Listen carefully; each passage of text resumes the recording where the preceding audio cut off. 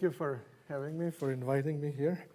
And everybody prefers to be where they're not. So I really love your place here and think you're privileged to be in this wonderful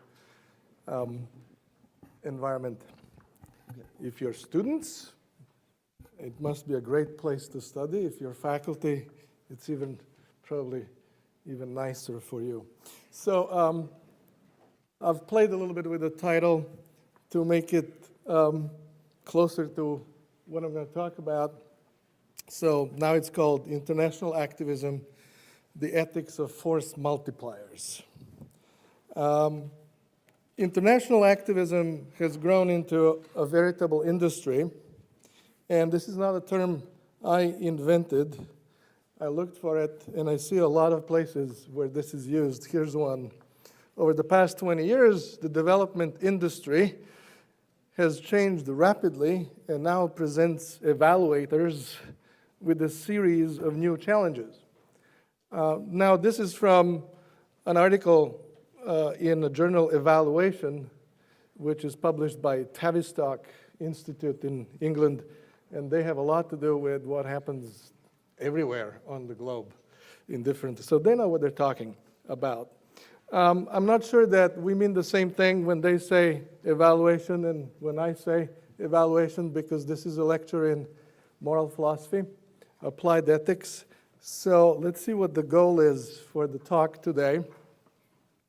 We have the increasing power of NGOs, non-governmental organizations, manifest in their ever-mounting number in operation and handling of ever more substantial quantities of money. This raises questions about the roles and responsibilities of these new global non-state actors. In particular, there is the question of developing an ethics of international activism that would facilitate moral assessments of the endeavors by these agents operating in countries other than their own. Just a couple of facts that will substantiate some of these claims. If you look at World Bank, same thing, numbers, they tell us that from 1970 to 1985, total development aid distributed by international NGOs increased tenfold. In 1992, international NGOs channeled over $7.6 billion of aid to developing countries. It is now estimated that over 15% of total overseas development aid is channeled through NGOs. And this is data from some 10 years ago. There is nothing that I could find that's fresher, but I imagine it's a lot more money, many more billions of dollars. And as far as NGOs, back in late 80s, just before the end of Cold War, there were about 6,000 of them. By 1999, there were 26,000 of them. And it's been 10 years. So if they're growing at this rate, there are probably 100,000 of them by now. So we want to know something about the ethics of the engagement in other countries. So here's the way I propose we proceed today, what the goal of my talk is. I'm trying to take a step towards constructing the ethics of international activism that involves a process of formulating a series of constraints, moral constraints, on what would constitute morally permissible agency in the context that involves delivering services abroad, directly or indirectly. By directly or indirectly, I mean whether you actually travel over there and do some activist work in another country or provide some support to those who do from wherever you are, from the locale where you are. Also, perhaps surprisingly, I make use in this effort of the concept of force multiplier. The content of this idea, I'll define it for you pretty soon, and its official applications have explanatory importance in considering the correlation between post-Cold War phenomenal growth in the number of international NGOs and the emergence of the United States as the sole unchallenged superpower ushering in the new brave unipolar world. So that's the goal, to look at some constraints that would tell us if you want to do something that's morally permissible abroad, you better satisfy these conditions. So what are they that can help us? But first, let's see who are international activists. We may think of international activists as altruists attracted by causes that originate in foreign lands. Consequently, these are foreign altruists. By calling them altruists, I do not intend to prejudge the actions of international activists as necessarily morally good. I simply mean to indicate that they are ostensibly acting out of concern for the welfare of others. In this case, those others are foreigners. The characterization is quite consistent with rather confused and misguided activities stemming from one's concern for the well-being of others, even to the point that some altruistic acts may be judged as morally bad. This may take the form of further victimizing those who are already suffering, say as a result of being victims in a civil strife somewhere. Furthermore, this does not preclude a person from joining an organization that is part of the activist industry for essentially selfish reasons. One may be moved on egotistic grounds to make a living from activism. A job is a job, as we'll see pretty soon. A job for a private company or a job for an NGO pays a salary, and you can live on it. We can make further progress in delineating more exactly who the international activists are by making more precise this notion of causes that originate in foreign lands. Most frequently, those causes are expressed in terms of global protection and respect for human rights. Thus, Amnesty International defines itself as a worldwide movement of people who campaign for internationally recognized human rights to be respected and protected for everyone. While Human Rights Watch states that it is dedicated to protecting the human rights of people around the world. Additional clarity is achieved when we realize that governments can also show interests in those same causes, expressed also in terms of human rights. But we would not count government administrators operating in their official capacities among international activists. Thus, the Bureau of Democracy, Human Rights and Labor of the United States government states on their official website that protecting human rights around the world is central to U.S. foreign policy. Yet, we would not consider State Department officials as international activists. This is why organizations that want to count as groupings of international activists are quick to assert their independence. They don't always say independent from what, but that word is there.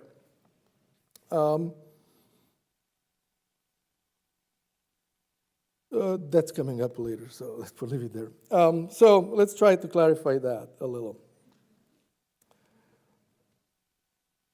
I gave you examples of Amnesty. I gave you Human Rights Watch because they're well known, and I'm assuming everybody has heard of them. So here's how they are quick to define themselves as independent.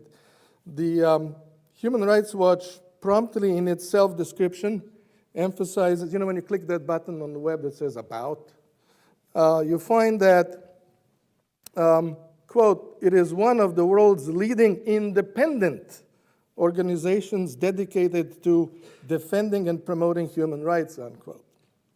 While Amnesty International makes the same claim using more precise language, affirming that they are, quote, "independent of any government, political ideology, economic interests, or religion," unquote. Consequently, international activists are not meant to be government officials, corporate lobbyists, or missionaries on behalf of any religion. In fact, international activists are supposed to operate independently of any government, ideology, corporation, and religion. After all, these are folks who are moved by concern for the well-being of others. In the first instance, this then poses a strong constraint, a strong support for the first constraint on what would constitute morally permissible activism. And I call this the professionalism constraint. It is considered morally impermissible for international activists to act on behalf of any government, ideology, corporation, or religion. It stands to reason that if a person is genuinely motivated by the welfare of others from another country, in this case, then she must not be acting on behalf of her or any other government, should not promote any ideology, be it political, economic, or otherwise, nor proselytize in favor of any particular religion.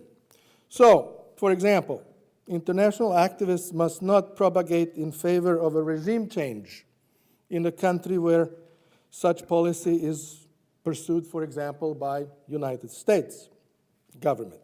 They must not engage in promoting the economic ideology of, say, free market and privatization in, say, a country with a socialist economic system or any other. Or attempt to convert, say, local Muslim population to Christianity. This much can therefore be asserted with sufficient moral clarity to make our first constraint on ethics of international activism fairly straightforward and uncontroversial. It is another matter, in fact, an empirical question, whether activists from Western countries in general manage to live up to even this first moral constraint. Now, it's going to take some time to get to our second, third, and fourth. There are four constraints in the talk. The next thing to talk about is the concept of force multiplier, and I'll tell you why this is relevant. If our goal is to both construct a framework for an ethics of international activism through a process of formulating applicable moral constraints on what constitutes permissible conduct in this context, and engage in the making of concrete moral judgments about actual endeavors that take place throughout the world, then we must also pay attention to the existing vocabulary of the so-called aid discourse. In other words, for our effort to be both theoretical, that's what I'm trying to do when I talk to my colleagues, moral philosophers, when I'm developing an aspect of moral philosophy, and practical, using the conceptual tools for normative judgment making, it is important to keep track of the relevant real-life experiences in the best tradition of applied ethics. I'm sure you've had a bunch of courses in healthcare ethics, business ethics, or maybe know that such courses exist. In fact, they're the bread and butter of philosophy departments throughout the nation. Without those, we would be probably wiped out like dinosaurs. So there, you learn something about the theoretical apparatus that comes from moral philosophy applied to real-life cases, and you learn how to make moral judgments and back them up by evidence, provide moral deliberation and arguments. So I'm trying to do all things here. Provide a little bit of a theoretical background, make a contribution to moral philosophy, and have a way of applying this to real-life cases. So this is an exercise in applied ethics. In this particular case, dealing with this practice of going to other countries to ostensibly help in whatever ways. Now, this brings me, this fact that I want to pay attention to what the discourse is like, brings us to the second notion I propose to utilize in building the ethics of international activism, and that is force multiplier. Here's a definition: a capability that when added to and employed by a combat force significantly increases the combat potential of that force and thus enhances the probability of successful mission accomplishment. Now, readers, I write, but listeners, you, might be tempted to think at this point that something must have gone terribly wrong. Isn't the notion of force multiplier obviously inconsistent with the contents of our first constraint, the professionalism constraint, on morally permissible domain of actions by international activists? How could this latter idea, the one that you're reading right now, even be contemplated in connection to international activism? Yet the link exists, and it is a very strong one. I'll give you an example of a statement by Colin Powell, who says, as I speak, and he's here speaking in 2001, I believe, to the American Association of Non-Governmental Organizations in Washington. As I speak, just as surely as our diplomats and military, American NGOs are out there serving and sacrificing on the front lines of freedom. I'm serious about making sure we have the best relationship with the NGOs who are such a force multiplier for us, such an important part of our combat team. We are all committed to the same singular purpose: to help humankind, to help every man and woman in the world who is in need, who is hungry, who is without hope, to help every one of them fill a belly, get a roof over their heads, educate their children, have hope, give them the ability to dream about a future that will be brighter, just as we have tried to make the future brighter for all Americans. Now, should these remarks by Colin Powell be taken seriously? One might be tempted, certainly initially when I first encountered this, that was my reaction. One might be tempted to not to take too much, to read too much into this. This is just a military guy using military language at an occasion of a dinner when he's speaking to a group of people. So there's nothing strange he is using a term like force multiplier. After all, that's the jargon he's familiar with. That's his background.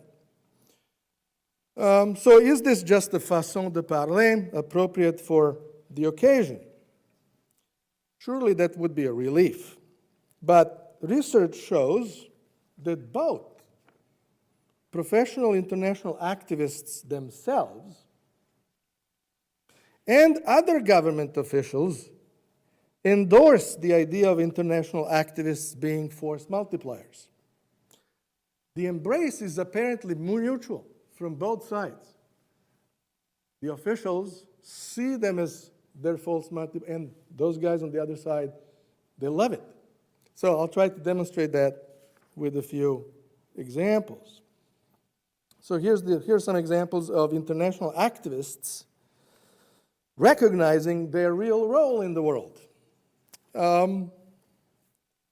This is from Ronnie Broman, an early member and former president of the Doctors Without Borders, Médecins Sans Frontières, who in 1999 received the Nobel Peace Prize. He nicely documents the full embrace by international activists of their new role as force multipliers in the example of the activity in Iraq. Broman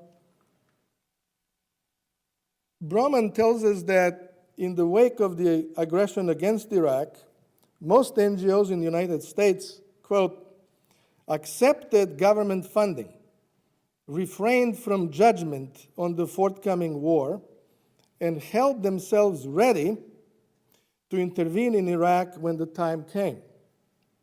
This meant that NGOs, particularly American, he says, chose to be financed by their governments for the Iraq intervention, accepted to reduce their role to that of subcontractor to a belligerent party in the war. Explaining what led to this most curious direct alliance between the coalition of the willing, militaries, and NGOs that cooperated in an attack on a sovereign country, he writes this: this tendency has been exacerbated in Iraq by the US government's increased use of private profit-making companies to undertake functions that were formerly the exclusive preserve of NGOs. Many NGOs fear that they will lose out to private companies, which are already claiming large amounts of the NGO's market, and hence prefer to play the role requested of them to preserve their market share.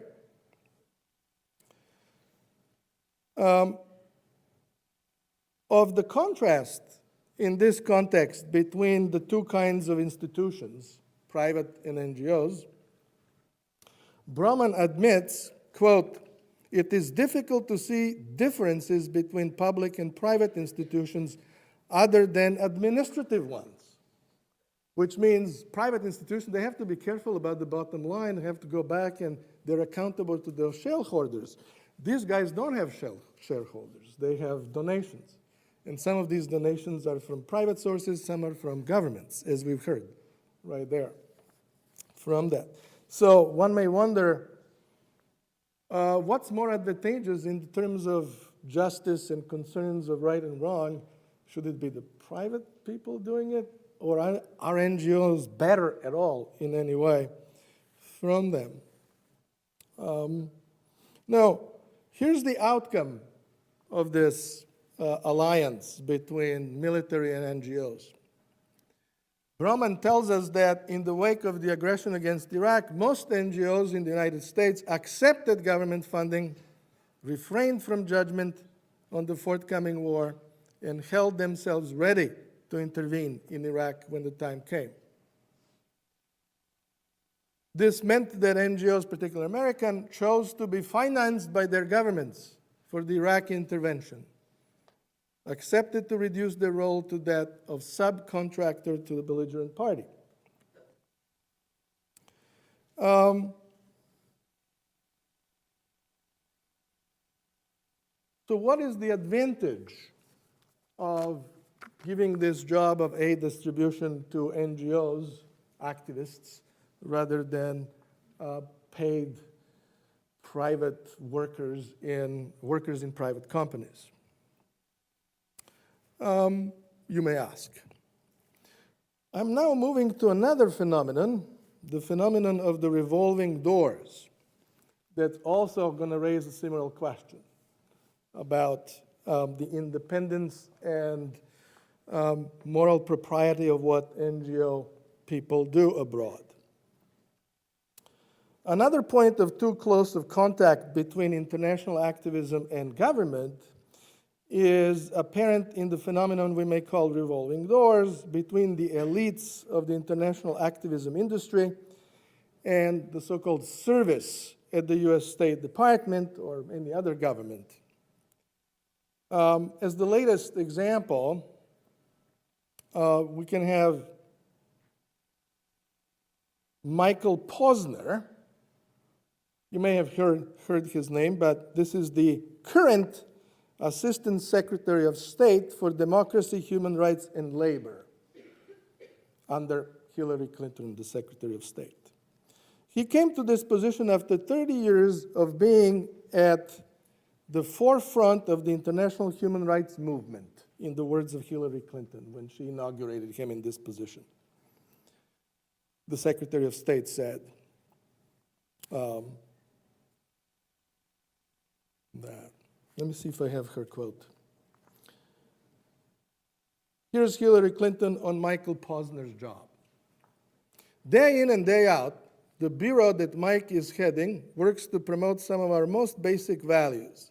It trains NGOs and civil society leaders to try to turn the principles of democracy into practice, to combat violence and discrimination against women and minorities, to promote interfaith dialogue, and fight exploitation in the workplace. We really count on DRL to ensure that people around the world enjoy the rights and responsibilities and the opportunities that should enable them to make better decisions about themselves. Hence, an activist, the president of an international human rights organization, is hired by the government to train NGOs and civil society leaders to be good, what? Can anybody guess the phrase I'm looking for? Force multipliers.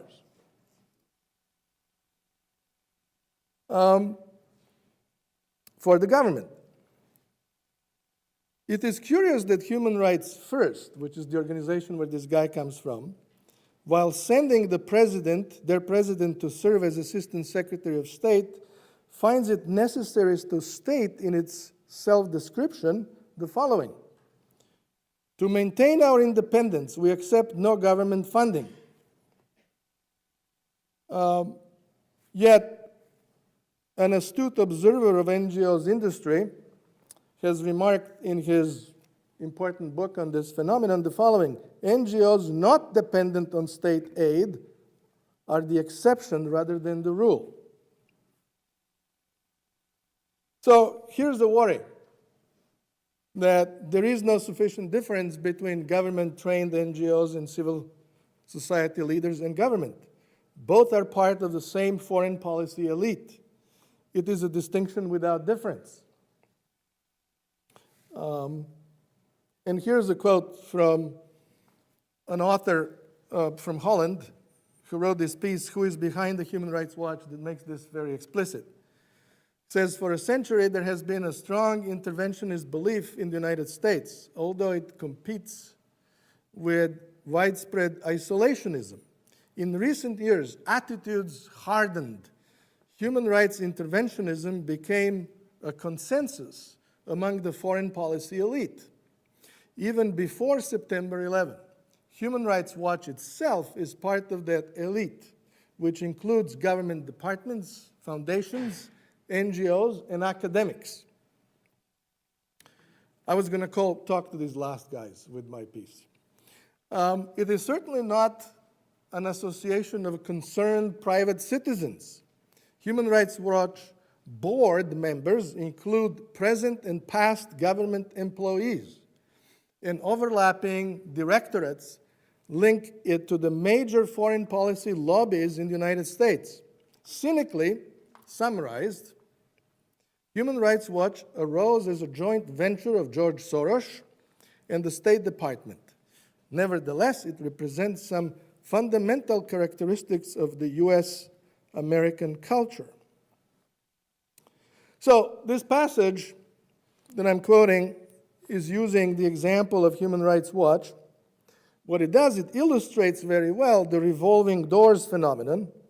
It also introduces a third party, a third player here, the big money, or the financial community, involved in shaping the monolithic foreign policy elite, personified by the multi-billionaire speculator George Soros. This trinity, perhaps we should consider it unholy trinity, of government, financial community, and NGOs, raises further the interesting question as to who in the end might be whose force multiplier. In particular, could it be, for example, that while international activists are force multipliers for the US government itself is a force multiplier for the financial community. I'm not going to pursue this. I'm just throwing it out there for considerations. That's for another talk. The revolving doors phenomenon is not something I invented or something that I'm the first one to note. Many people have seen this. Here's another similar context where this comes up. The economist Joseph Stiglitz, who was awarded Nobel Prize for his work in economics, also noted it with the following quote: one of my main criticism of IMF is that in certain central ways, though it is a public institution, it does not conform to what we have come to expect of public institutions. In Western democracies, for instance, there is a basic right to know, reflected, for example, in America's Freedom of Information Act. There is no such basic right at the international economic institutions. In America and in most other Western democracies, there is a concern about revolving doors. There it is. Individuals moving too quickly from one public institutions to well-paid private ones closely connected with their public service. The example he gives is very instructive. He has in mind this person, Stanley Fischer, a local guy who was a professor of economics at Harvard before he became the first deputy managing director of IMF. And after that, he went straight to run on Wall Street the Citigroup. And he's currently, I learned that just by checking on the internet, the president of the Bank of Israel right now. So you can see how these things move around, and you may wonder if these elites are so connected and are running these policies, what's the difference between these allegedly different things? Now, what do I have, 10 minutes? Yeah. Okay, so we're about 10% done. So I'm gonna choose a couple of things here for you. These are just, you don't have to read everything right away, but these are some examples of people saying things other than Colin Powell. Here's Robert Gates. He sees force multipliers everywhere. Here's Bill Clinton, who wants United Nations to serve as force multipliers for the United States. And just to show that this is on both sides of the aisle, here's the right-wing guy from the Heritage Foundation. He also wants the UN to be the force multiplier for, so in the UN being like the primary activist organization. So we come to this next constraint that says that it is considered morally impermissible for international activists to serve as force multipliers for US armed forces or any military or use government or any other government. So I think that stands to reason to have that. Now, the big chunk, and this is surprising probably to many of you, is that this vocabulary or a discourse of human rights has a very distinct history that comes to a contradiction. The early one and the late one. So I call this the paradox of two human rights discourses. We have human rights for soft interventionism, and we have human rights for imperial aggression. Here's what happened after World War II and before the Cold War. The proper domain of engagement by international activists, including those hailing from the West, is to offer solidarity with and support for pre-existing domestic movements, and certainly not to attempt to structure, let alone originate and shape civil society in other countries. So you had these countries that were trying to get decolonized. They were all movements, and people from abroad provided some support to help them out in that endeavor. Outcome of the new human rights discourse, this is after the end of Cold War, where force multiplier phrase enters the discourse, is this. We have debilitating sanctions, military invasions, authoritarian occupations, and humanitarian bombing campaigns, all in the name of human rights. and endorsed by international activists. This represent a part of the legacy of the latest discourse of human rights.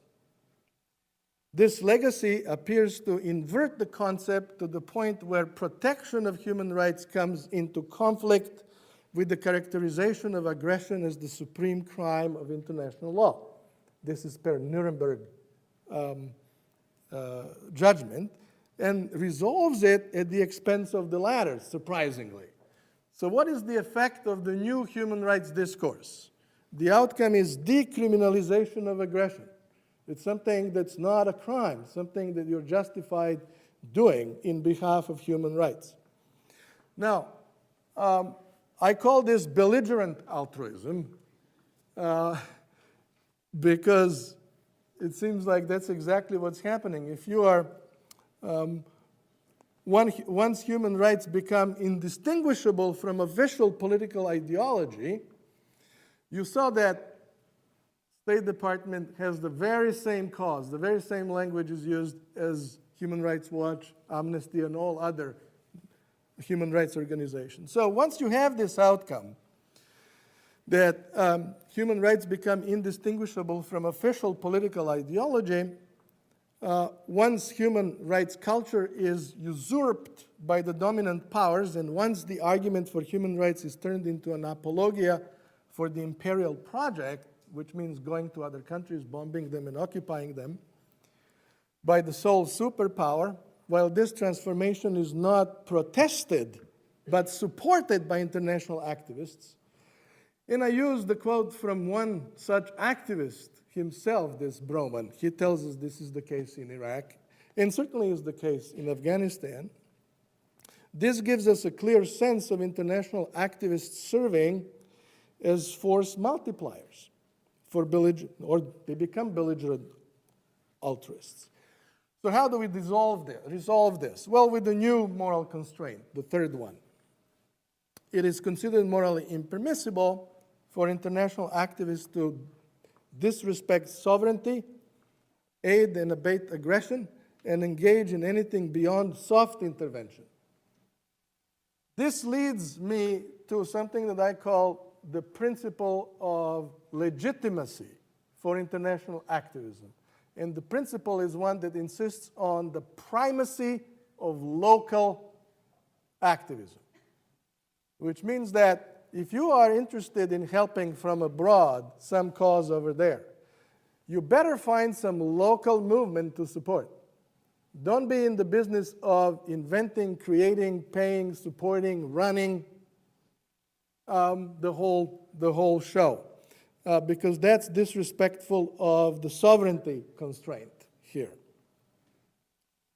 There is a whole field of moral phenomenology, and it's a long story. I'm going to cut it super short. Watch me.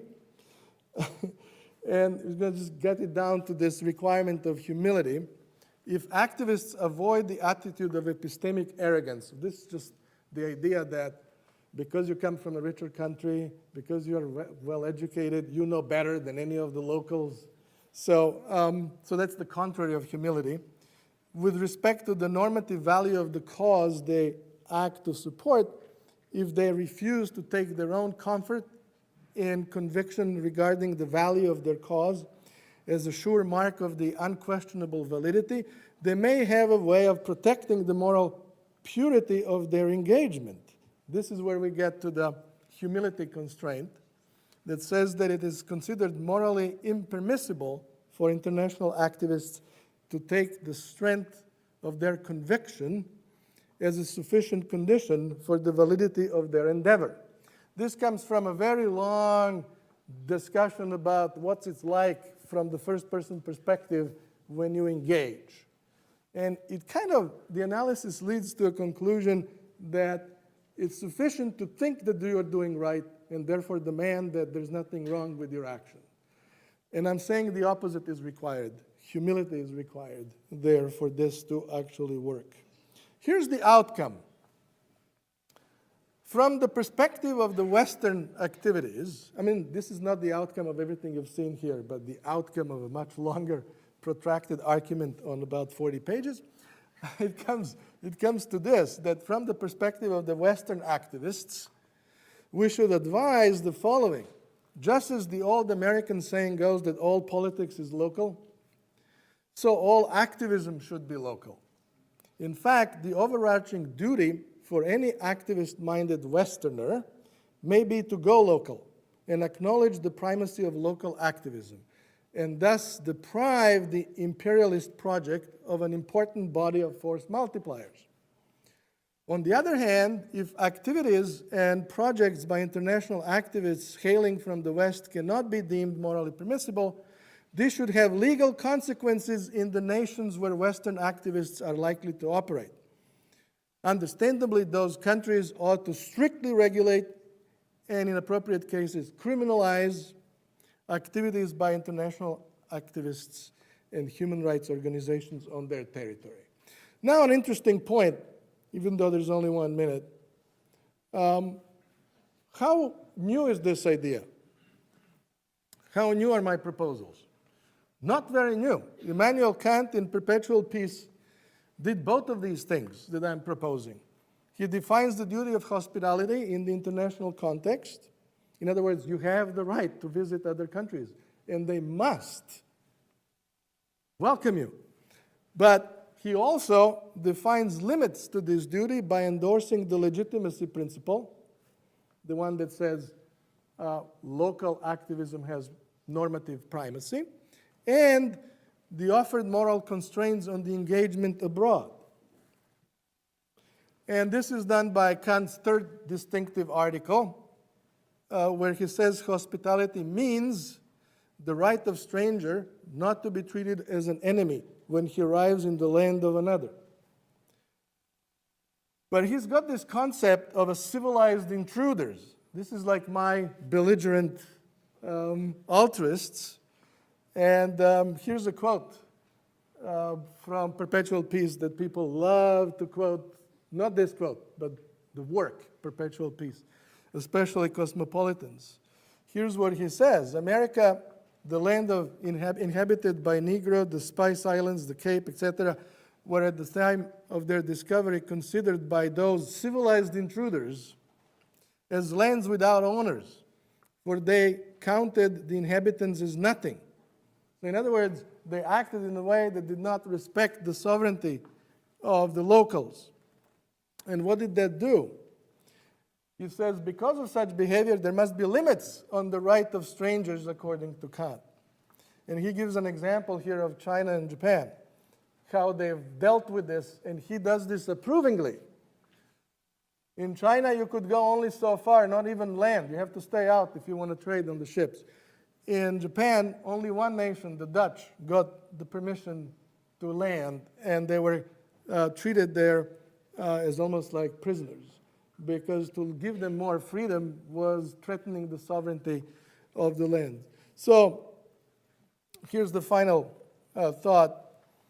Kant, often claimed as inspiration by modern cosmopolitans and believers in global citizenship and world government, one country in the globe, can plausibly be interpreted as defending quite the opposite view, claiming the normative primacy of local over international activism and full respect of the sovereignty condition in the world understood as a federation of states equals. Thank you. Sorry to rush it.